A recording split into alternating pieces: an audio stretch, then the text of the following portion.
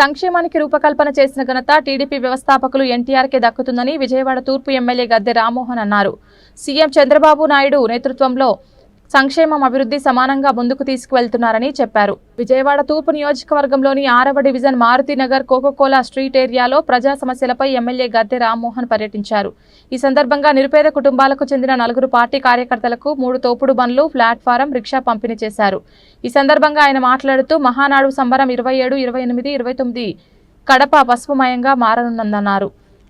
ఎన్టీఆర్ సంక్షేమానికి రూపకల్పన చేశారని, అనేక పథకాలు ప్రవేశపెట్టారని గుర్తు చేశారు. ఆయన స్ఫూర్తిగా దేశవ్యాప్తంగా అవలంబిస్తున్నారని చెప్పారు. జాతీయ పార్టీలు సైతం తెలుగుదేశం పార్టీని ఆదర్శంగా తీసుకుంటున్నాయని చెప్పారు.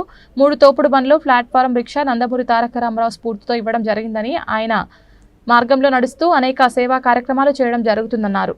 మహానాడు సంబరం ఈ రోజున రేపు 27, 28, 29 కడపలో జరుగుతూ ఉంది. కడప అంతా కూడా పశుమయంగా ప్రజలందరూ కూడా ఇన్నాళ్ళకి ఈ పండగ మా ప్రాంతంలో జరుగుతుందని చెప్పి ఎంతో ఆనందంగా వాళ్ళు ప్రతి ఒక్కరిని ఆహ్వానిస్తూ ఉన్నారు. కడపలో ఇన్ని లక్షల మంది వస్తే అక్కడ ఫెసిలిటీస్ లేకపోయినా అక్కడున్న పౌరులందరూ కూడా మా ఇంటికి రండి, మా ఇంట్లో ఉండని చెప్పి లక్షలాది మంది ఎదురొచ్చి లక్షలాది మందిని వాళ్ళ అతిథులుగా చూసుకునే సంకల్పంతో అక్కడ పండుగ జరుగుతాం.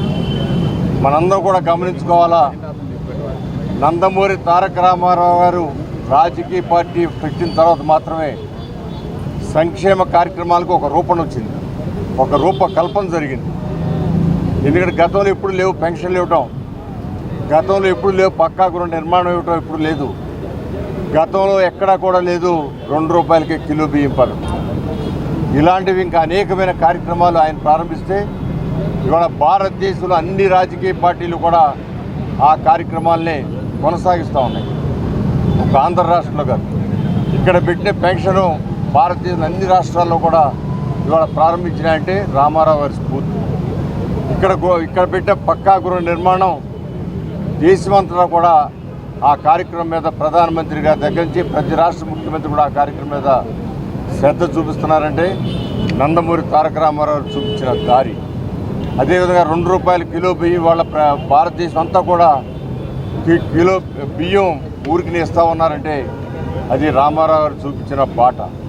మరి అలాంటి వ్యక్తి పుట్టినరోజు సందర్భంగా మహానాడు ఏర్పాటు చేసుకోవడం, అందరూ కూడా పసుపు సైన్యంలాగా అక్కడికి వెళ్ళటం, ఒక సమావేశం జరగటం, ఇది కూడా ప్రతి రాష్ట్రానికి ఆదర్శమైంది. వాళ్ళ రాజకీయ పార్టీలు అనేకం ఉన్నాయి, జాతీయ పార్టీలు ఉన్నాయి.